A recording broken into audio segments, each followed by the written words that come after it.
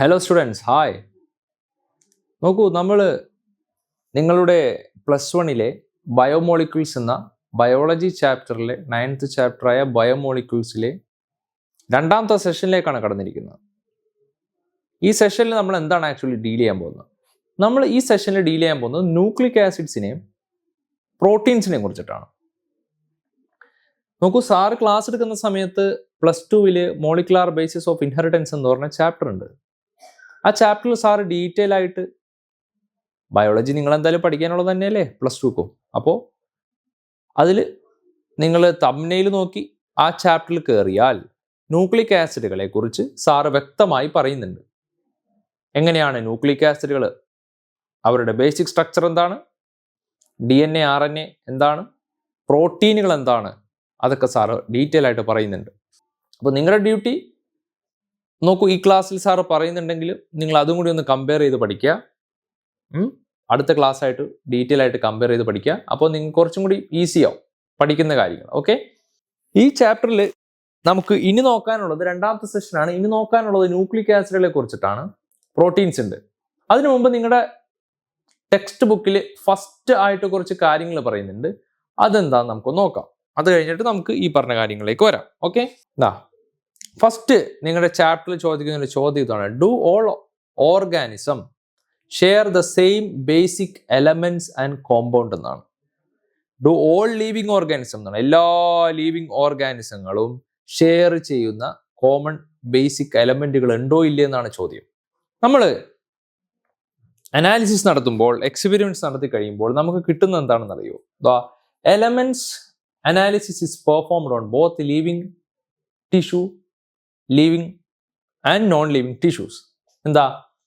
Living tissue earth ക്രസ്റ്റിൽ നിന്നും നമ്മൾ എടുക്കുന്നു, മാറ്റേഴ്സ് എടുക്കുന്നു. പിന്നീട് ലിവിങ് ടിഷ്യൂസിൽ നിന്നും നമ്മൾ എടുക്കുന്നു. ലിവിങ് ടിഷ്യൂസ് എന്ന് പറഞ്ഞാൽ പ്ലാന്റ്സ്, മൈക്രോബ്സ്, ആനിമൽസ് അല്ലെ. ലിവിങ് ആയിട്ടുള്ള ഓർഗാനിസത്തിൽ നിന്നും നമ്മൾ എലമെന്റൽ അനാലിസിസ് എടുക്കുന്നു. ഒരുപാട് എലമെന്റ്സ് ഉണ്ട്. അതിൽ നിന്ന് നമുക്ക് എക്സ്പെരിമെന്റിലേക്ക് കിട്ടുന്ന റിസൾട്ട് എന്താണ്? Both type of samples yield A list of elements including carbon, oxygen, hydrogen അല്ലേ.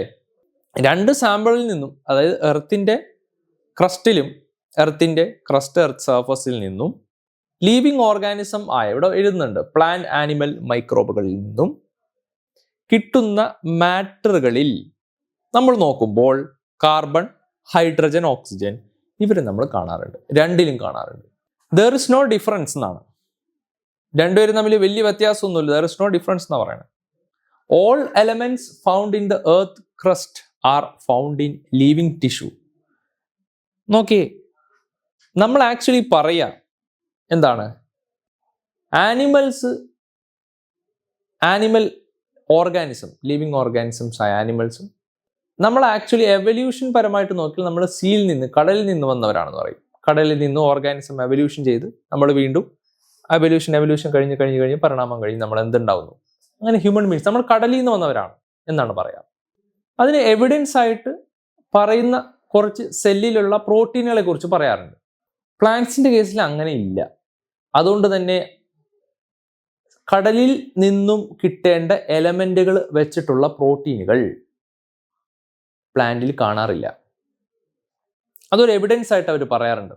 ഓക്കെ, അപ്പൊ ഇത്രയും കാര്യങ്ങളാണ് നമ്മൾ നോക്കിയത്. നമ്മുടെ ചാപ്റ്റർ ചോദ്യം ചോദിക്കുന്നതാണ്: do all living organism share the basic എലമെന്റുകൾ എന്നാണ്.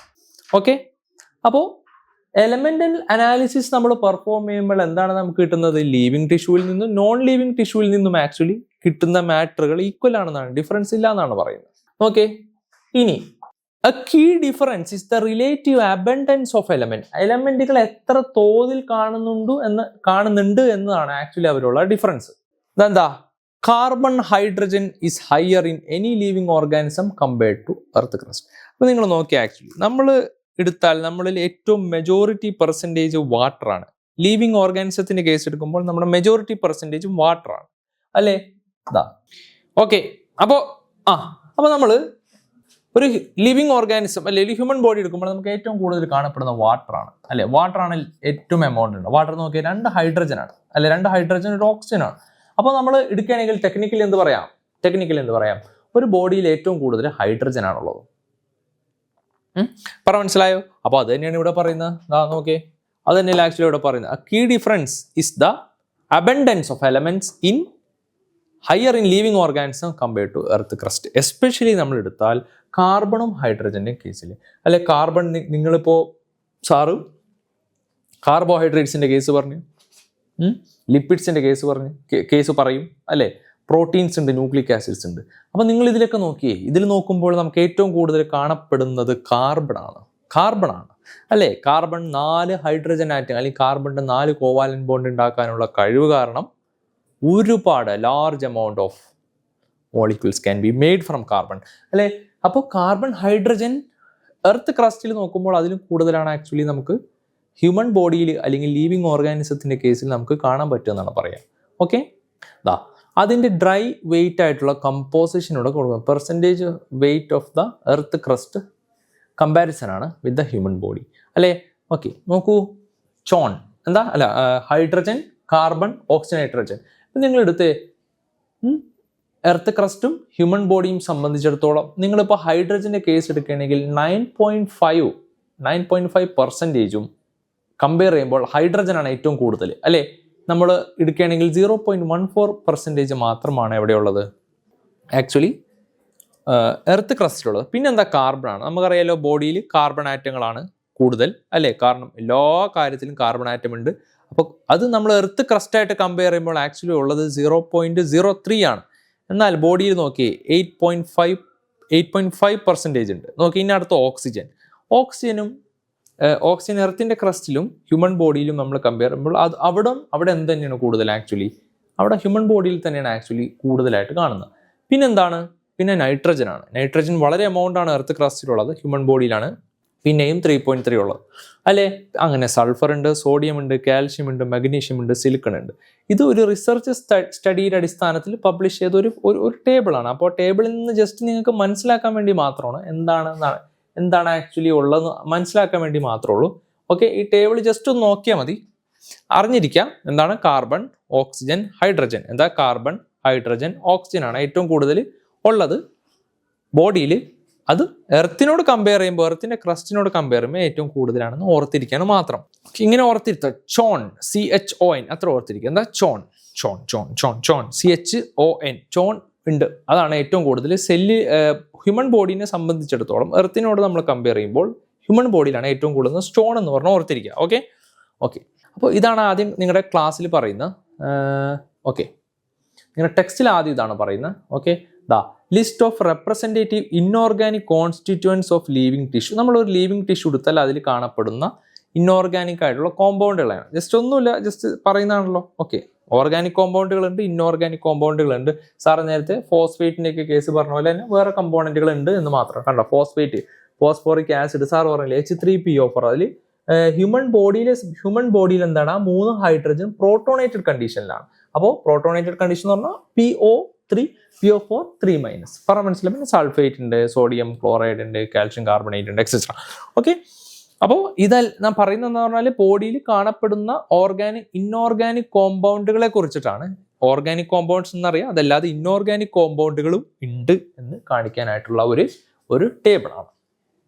ഓക്കെ, ഇതാണ് ആക്ച്വലി നിങ്ങളുടെ ടെക്സ്റ്റിൽ ആദ്യമായിട്ട് പറയുന്നത്. പിന്നെ അമിനോ ആസിഡ്സിൻ്റെ കേസ് ഉണ്ട്. സാർ അത് എന്തായാലും പ്രോട്ടീൻസ് പറയുന്ന സമയത്ത് അമിനോ ആസിഡ്സിൻ്റെ ഡീറ്റെയിൽ ആയിട്ടുള്ള വീഡിയോ സാറ് പറഞ്ഞുതരാം, ഡീറ്റെയിൽ ആയിട്ടുള്ള കാര്യങ്ങൾ പറഞ്ഞുതരാം. അപ്പോൾ അമിനോ ആസിഡ് ഇപ്പോൾ പോട്ടെ. പിന്നെ പ്രൈമറി സെക്കൻഡറി മെറ്റബോളൈറ്റ്സ് പറയുന്നുണ്ട്. സെക്കൻഡറി മെറ്റബോളൈറ്റ്സ് ഇതാണ് സാർ ഉദ്ദേശിച്ചത്. ഇത് നമുക്ക് പറയാം, എന്നിട്ട് നമുക്ക് ബാക്കിയുള്ള കേസുകൾ എങ്ങനെയാണെന്ന് വെച്ചാൽ അതിൻ്റെ ഓർഡറിൽ നമുക്ക് നോക്കാം. ഫസ്റ്റ് ആണ് അനാലിസിസ് ഓഫ് കെമിക്കൽ കമ്പോസിഷൻ. എങ്ങനെയാണ് നമ്മൾ നേരത്തെ ഒരു ടേബിൾ വരച്ചായിരുന്നല്ലോ. ഒരു ലീവിങ് ടിഷ്യൂവിൽ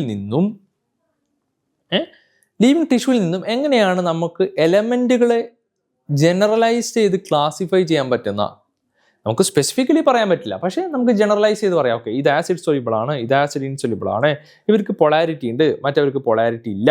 അപ്പോൾ അതെങ്ങനെയാണ്, നമുക്ക് ചെറിയൊരു എക്സ്പെരിമെൻ്റ് ആണ്, എങ്ങനെയാണെന്നാണ് ഇത് പറയുന്നത്. എന്താണ് നമുക്ക് വേണ്ടത്? മോർട്ടാർ ആൻഡ് പെസിലാണ്. എന്താ, മോർട്ടാൻ ആൻഡ് പ്ലസ്. നമ്മൾ പണ്ടൊക്കെ അമ്മിയിൽ അല്ലേ കാര്യങ്ങൾ നമ്മൾ അരക്കാറില്ല, അങ്ങനത്തെ ഇതിൻ്റെ ചെറിയ രൂപം തന്നെ നിങ്ങളത് കണ്ടിട്ടുണ്ടാവും അല്ലേ. ഓക്കെ, എന്താണ് ലീവിങ് ടിഷ്യൂ എടുക്കണം. ലീവിങ് ടിഷ്യൂ എന്ന് പറഞ്ഞാൽ എന്താ, വെജിറ്റബിളിൻ്റെ തൊലിയോ അല്ലെങ്കിൽ ലിവറോ എന്തെങ്കിലും എടുക്കാം അല്ലേ. എന്താണ് ആക്ച്വലി ഫസ്റ്റ് നമുക്ക് ഗ്രൈൻഡ് ചെയ്യണം. അത് ട്രൈക്ലോറോ അസറ്റിക് ആസിഡ്. എന്താ അസറ്റിക് ആസിഡ് എന്താണെന്ന് അറിയാലോ, CH3COOH. അപ്പോൾ എച്ച് ഇല്ലാതെ Cl3CCOOH അല്ലേ. Trichloro acetic acid, Cl 3 chlorine വരെ കാർബണോട് അറ്റാച്ച് ചെയ്തിരിക്കുക. അസറ്റിക് ആസിഡ് എന്താണെന്ന് അറിയാലോ, CH3COO-. അപ്പോൾ അതിനോട് ക്ലോറിൻ അറ്റാച്ച് ചെയ്യുക. അപ്പോൾ Cl3CHCOO അല്ലേ മൈനസ്, അതാണ് ട്രൈക്ലോറോ അല്ലെ, CH3COO-. ഓക്കെ, അപ്പോൾ Cl3CCO-. ഓക്കെ, അപ്പോൾ അത് ട്രൈക്ലോറോ അസറ്റിക് ആസിഡ് ഉപയോഗിച്ച് അതിനെ ഗ്രൈൻഡ് ചെയ്യാം. ഇതെന്താ ഒരു തിക്ക് സ്ലറി ഉണ്ടാക്കും അല്ലേ, നല്ല കട്ടിയുള്ള ഒരു സ്ലറി പോലെ ഇരിക്കുന്ന ആ ഒരു ഫോം ആവും. അതിനുശേഷം ഇതിന് നമ്മൾ ഒരു കോട്ടൺ തുണി വെച്ചിട്ട് നമ്മൾ എന്ത് ചെയ്യുക, അതിന് നമ്മൾ അരിക്കുകയാണ്, ഫിൽട്ടർ ചെയ്തെടുക്കുകയാണ്. അപ്പോൾ the straining separates the material into 2 fraction, 2 ഫ്രാക്ഷനുകളായിട്ട് ആക്ച്വലി, കാരണം നമ്മൾ ട്രൈക്ലോറോ അസറ്റിക് ആസിഡ് ഒഴിച്ചിട്ടുണ്ട്, അതുകൊണ്ട് തന്നെ ആക്ച്വലി 2 ക്ലാസ്സുകളായിട്ട് അതിനെ സെപ്പറേറ്റ് ചെയ്തെടുക്കാം. ഫസ്റ്റ് ആണ് വരുന്ന ഫിൽട്രേറ്റ് ആസിഡ് സൊല്യൂബിൾ ആയിരിക്കും, ആസിഡ് സൊല്യൂബിൾ ആയിരിക്കും. പിന്നെന്താണ്, പിന്നെ ഉള്ളത് റിട്ടൻഡേറ്റ് ആണ്, അത് ആസിഡ് ഇൻസൊല്യൂബിൾ ആയിരിക്കും.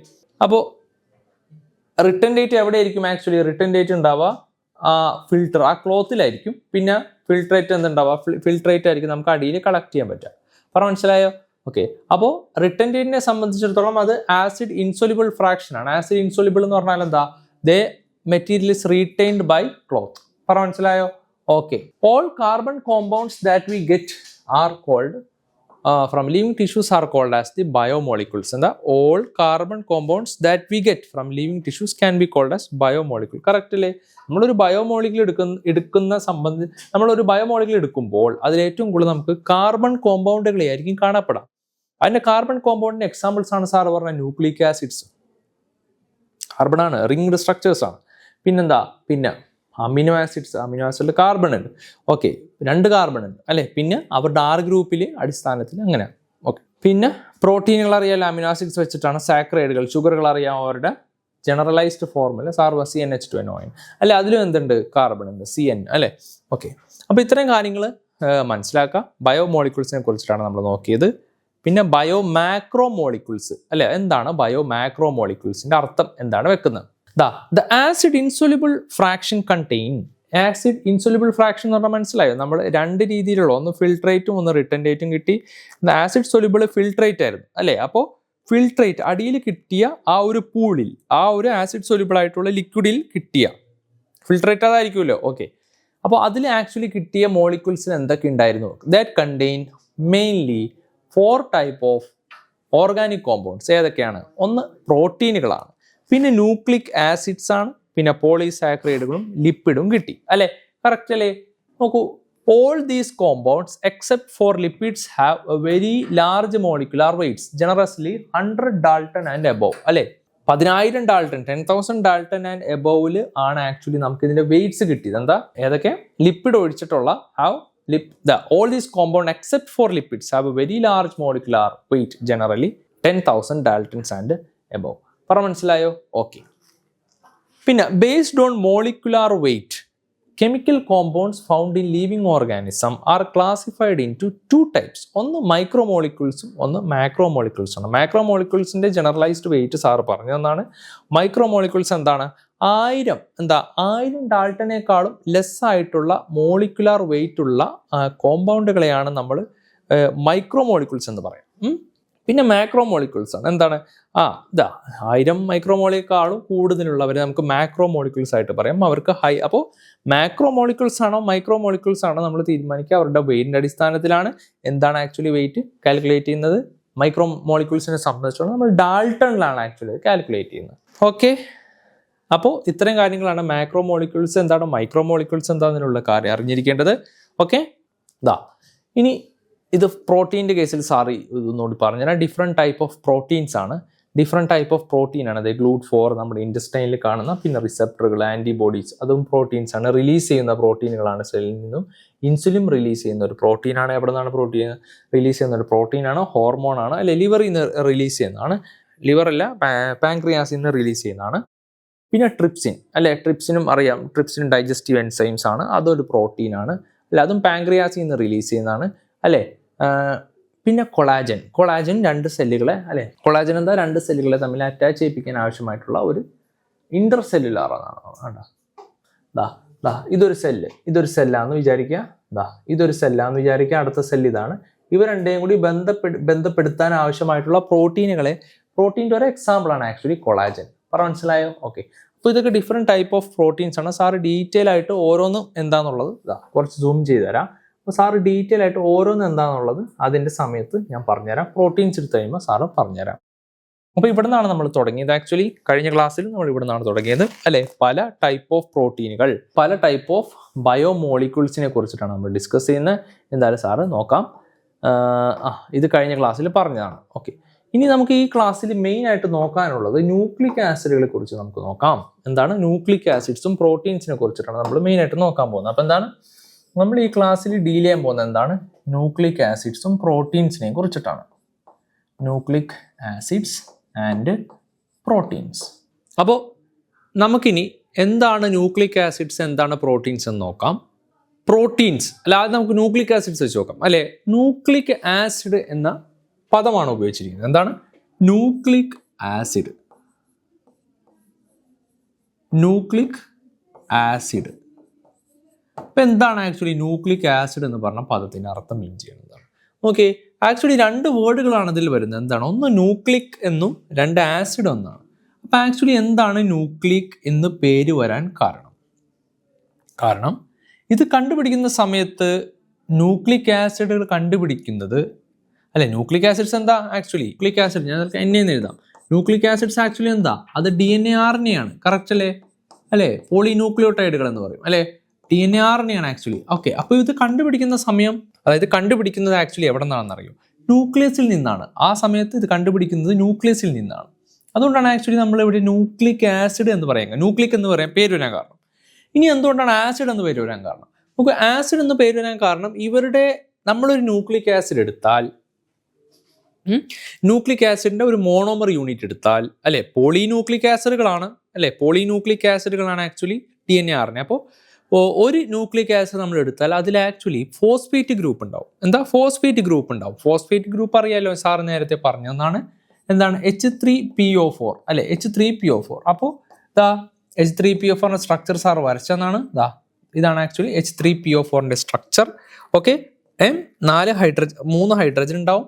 ഈ 3 ഹൈഡ്രജൻ നമ്മുടെ ബോഡിയിൽ എന്ത് കണ്ടീഷനിലായിരിക്കും? അവർ അയണൈസ്ഡ് കണ്ടീഷനിലായിരിക്കും. അപ്പോൾ ഫോസ്ഫേറ്റ് എന്ന് വിളിക്കും. ശരിയല്ലേ? ഇതിനെ നമ്മൾ വിളിക്കുക ഫോസ്ഫോറിക് ആസിഡ് ആണ്. പക്ഷെ ബോഡിയിലെ pH അത് ഇവരെന്തായിട്ടായിരിക്കും? ഇവർ ഫോസ്ഫേറ്റ് ആയിട്ടാണ് ഇരിക്കുക അല്ലെ. ഫോസ്ഫേറ്റ് ആയിട്ടായിരിക്കുക. ഫോസ്ഫേറ്റ് എന്ന് പറഞ്ഞാൽ ആക്ച്വലി എന്താണ്? ഫോസ്ഫേറ്റ് എന്ന് പറഞ്ഞാൽ ഇവരുടെ 4 ഹൈഡ്രജൻ അവർ റിലീസ് ചെയ്തിട്ടുണ്ട്. അപ്പോൾ ആക്ച്വലി അയണൈസ്ഡ് കണ്ടീഷനിലായിരിക്കും. എന്താ? അയണൈസ്ഡ് കണ്ടീഷനിലായിരിക്കും ആക്ച്വലി ബോഡിയിൽ ഇവരുണ്ടാവുക. മനസ്സിലായോ? അതുകൊണ്ട് ആക്ച്വലി നമ്മൾ ഇവരെ ഫോസ്ഫേറ്റ് എന്ന് വിളിക്കാൻ കാരണം. അപ്പോൾ ഫോസ്ഫേറ്റ് അയണൈസ്ഡ് കണ്ടീഷൻ, ഹൈഡ്രജനെ റിലീസ് ചെയ്യുന്നു. ഹൈഡ്രജനെ റിലീസ് ചെയ്യുന്നതുകൊണ്ട് തന്നെ ഇവരെ ആസിഡുകൾ എന്ന് നമ്മൾ വിളിക്കുന്നു. മനസ്സിലായ? ആസിഡ്സ് അല്ലെ. ആസിഡ്സ് എന്ന് പറഞ്ഞാൽ ഹൈഡ്രജനെ റിലീസ് ചെയ്ത് വരുന്ന ലാസ്റ്റ് കോൺജുഗേറ്റ് ബേസിൽ നമ്മൾ ആസിഡ് എന്ന് പറയാം. ഓക്കെ, അപ്പോൾ അതുകൊണ്ടാണ് ആക്ച്വലി ന്യൂക്ലിക് ആസിഡ് എന്ന് പേര് വരാൻ കാരണം. ന്യൂക്ലിക് ആസിഡുകൾ 2 ആയിട്ടുണ്ട്. 2 ന്യൂക്ലിക് ആസിഡുകളാണ് ഉള്ളത്. എന്താണ്? പോളിന്യൂക്ലിക് ആസിഡ്. എന്താ? ഒന്ന് DNA, ഒന്ന് RNA. ന്യൂക്ലിക് ആസിഡുകളിൽ ആക്ച്വലി 3 മെമ്പറാണ് ഉണ്ടാവുക. എന്താ? ഒരു ന്യൂക്ലിക് ആസിഡ് എടുക്കുമ്പോൾ 3 ആൾക്കാരാണ്. ഒരാൾ എന്തായാലും നിങ്ങൾക്ക് അറിയാം ഫോസ്ഫേറ്റ് ഗ്രൂപ്പാണ്. പിന്നെ രണ്ടാമത്തെ ആളാണ് ഷുഗർ. ഷുഗർ എന്ന് പറഞ്ഞാൽ കാർബോഹൈഡ്രേറ്റ് ആണ്. ഏത് കാർബോഹൈഡ്രേറ്റ് ആണ്? Pentose carbohydrate. പെൻറ്റോസ് കാർബോഹൈഡ്രേറ്റിൽ സ്പെസിഫിക്കലി നമ്മൾ പറഞ്ഞാൽ റൈബോസ് ആണ്. ഓക്കെ, റൈബോസ് കാർബോഹൈഡ്രേറ്റ് ആണ് ഉള്ളത്. പിന്നെ എന്താണ് ആക്ച്വലി? പിന്നെ ഉള്ളതാണ് നൈട്രജൻ ബേസ്. നൈട്രജൻ ബേസ് പറഞ്ഞതാണ് ഞാൻ നേരത്തെ, ഒരു ഡയഗ്രം കാണിച്ചാണ്. അതിൽ നൈട്രജൻ ബേസിനെ കുറിച്ച് പറയുന്നുണ്ട്. അഡിനിൻ, ഗ്വാനിൻ, സൈറ്റസിൻ, തൈമിൻ, യുറാസിൽ അല്ലെ. 5 നൈട്രജൻ ബേസുകളാണ് ഉള്ളത്.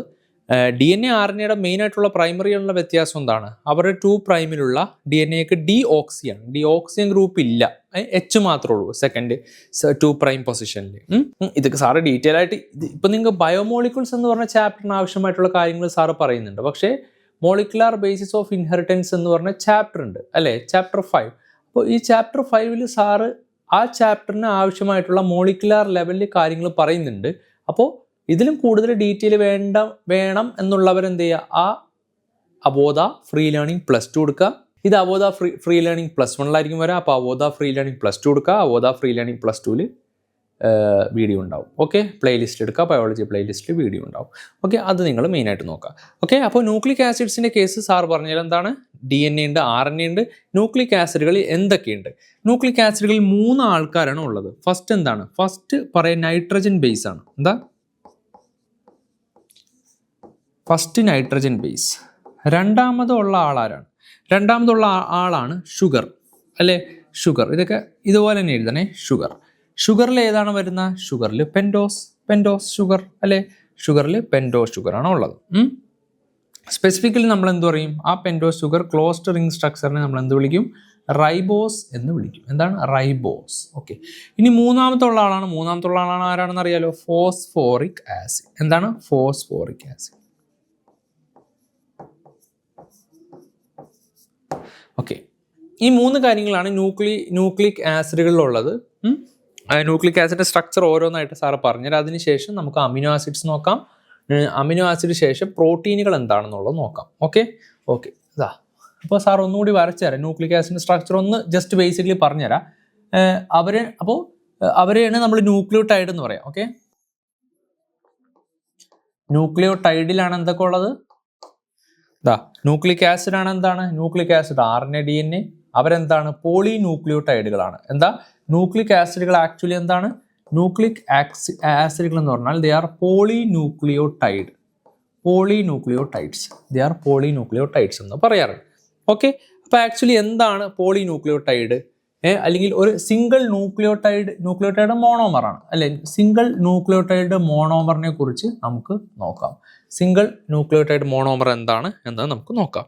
ഓക്കെ, അപ്പോൾ സാർ ആദ്യം പറഞ്ഞ എന്താണ്? ഒരു ബേസിക് ആയിട്ടുള്ള ഷുഗർ ഉണ്ടാവും. അവരുടെ സ്ട്രക്ചറിൽ എന്തുണ്ട്? ഒരു റൈബോസ് ഷുഗർ ഉണ്ട്. ഓക്കെ, ഇപ്പോൾ ഷുഗറിന്റെ കേസിൽ നമ്മൾ എടുക്കുമ്പോൾ ഫസ്റ്റ് കാർബണിന്റെ OH മുകളിലേക്കാണ്, അല്ലേ? H അടിയിലേക്ക്, അല്ലേ? OH. പിന്നെന്താ? നമ്മൾ DNA ആണ് വരക്കണമെങ്കിൽ ഇവിടെ HH, പിന്നെന്താ? OHH. ഓക്കെ, പിന്നെന്താ? CH2OH. മനസ്സിലായ? CH2OH. Okay, first carbon, second carbon, third carbon, fourth carbon. Okay, ഇത് H-ഉം OH ആണ്. ഓക്കെ, ഇനി ഫോസ്ഫേറ്റ് ഗ്രൂപ്പാണ് ആക്ച്വലി ഉള്ളത്. ഫോസ്ഫേറ്റ് ഗ്രൂപ്പ് എന്ന് പറഞ്ഞാൽ ഫോസ്ഫോറിക് ആസിഡ് ആണ്, H3PO4 ആണ്. അപ്പോൾ ഫോസ്ഫേറ്റ് ഗ്രൂപ്പിനെ സാർ ഇവിടെ വരച്ചു തരാം. P ഡബിൾ ബോണ്ടോ OH. മനസ്സിലായോ? അങ്ങനത്തെ 3 ഫോസ്ഫേറ്റ് ഗ്രൂപ്പുകൾ ഉണ്ടാവും. ഒരു ബോണ്ടിങ് ഉണ്ട്, അല്ലെ? ഫോസ്ഫോ അൻഹൈഡ്രേറ്റ് ബോണ്ടാണ് ഉള്ളത്. ഇവർ തമ്മിൽ ഉണ്ടാക്കുന്ന ബോണ്ട് ഫോസ്ഫോ എസ്റ്റർ ബോണ്ടും, ഇവിടെ ഒരു എസ്റ്റർ ബോണ്ടും അടുത്ത ന്യൂക്ലിയോടൈഡ്. അപ്പോൾ ഫോസ്ഫോ ഡൈസ്റ്റർ ബോണ്ട്. ഇന്ന് ആക്ച്വലി ഡീറ്റെയിൽ ആയിട്ടുള്ള വെർഷനാണ് സാറ് പറയുന്നത്. അപ്പോൾ ഡീറ്റെയിൽ ആയിട്ടുള്ള വെർഷൻ നിങ്ങൾക്ക് ഈ ചാപ്റ്ററിൽ ആവശ്യമില്ല. അതുകൊണ്ടാണ് സാറ് ഡീറ്റെയിൽ ആയിട്ട് കാര്യങ്ങൾ പറയാത്തത്. ഡീറ്റെയിൽ ആയിട്ടുള്ള ആവശ്യം ഉണ്ടെങ്കിൽ ഞാൻ പറഞ്ഞല്ലോ, ഇതേ സാധനം തന്നെ സാറ് +2 പറയുന്നുണ്ട്. അത് നിങ്ങൾ നോക്കിയാൽ മതി. ഓക്കെ, പിന്നെ ഉള്ളതാണ് നൈട്രജൻ ബേസ്, അല്ലേ? നൈട്രജൻ ബേസിന്റെ സാറ് കേസ് പറഞ്ഞതാണ്. അവിടെയും സാറ് ഡീറ്റെയിൽ ആയിട്ട് പറയുന്നുണ്ട്. അപ്പോൾ നൈട്രജൻ ബേസിനെ കുറിച്ച് അറിയണമെങ്കിൽ നിങ്ങൾ ആ ചാപ്റ്റർ എന്തായാലും നോക്കണം. നൈട്രജൻ ബേസുകളുടെ കേസ്, അല്ലെ? നൈട്രജൻ ബേസിന്റെ കേസ് നമുക്കുള്ളത് പ്യൂരിൻസും പിരമിഡിൻസും ആണ്. എന്താ? പ്യൂരിൻസും പിരമിഡിൻസും ആണ് ഉള്ളത്. പ്യൂരിൻസ് ആൻഡ് പിരമിഡിൻസ്, അല്ലെ? പ്യൂരിൻസിന്റെ സ്ട്രക്ചറും പിരമിഡ്സിന്റെ സ്ട്രക്ചറും വരക്കുന്നുണ്ട് സാർ. എന്നാലും വെറുതെ നിങ്ങൾക്ക് വരച്ചു തരാം. ഓക്കെ,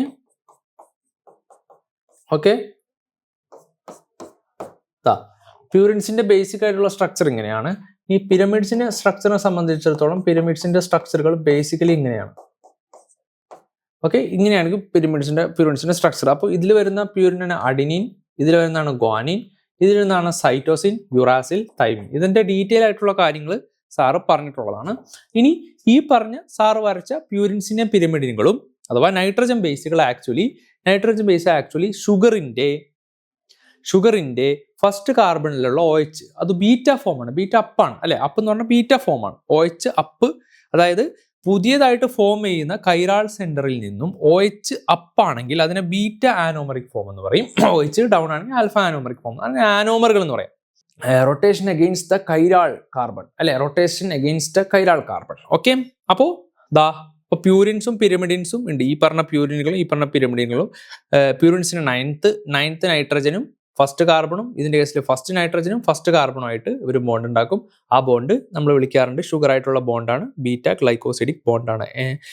ബീറ്റ അല്ലേ, ബീറ്റ എൻ ഗ്ലൈക്കോസിഡിക് ബോണ്ടാണ്, ബീറ്റ എൻ, കാരണം നൈട്രജൻ ആയിട്ട് ഉണ്ടാക്കുന്നുണ്ട്. അപ്പോൾ ഇത്രയും കാര്യങ്ങളാണ് ആക്ച്വലി നമുക്ക് നൈട്രജൻ ബേസിൽ നമുക്ക് നോക്കാനുള്ളത്.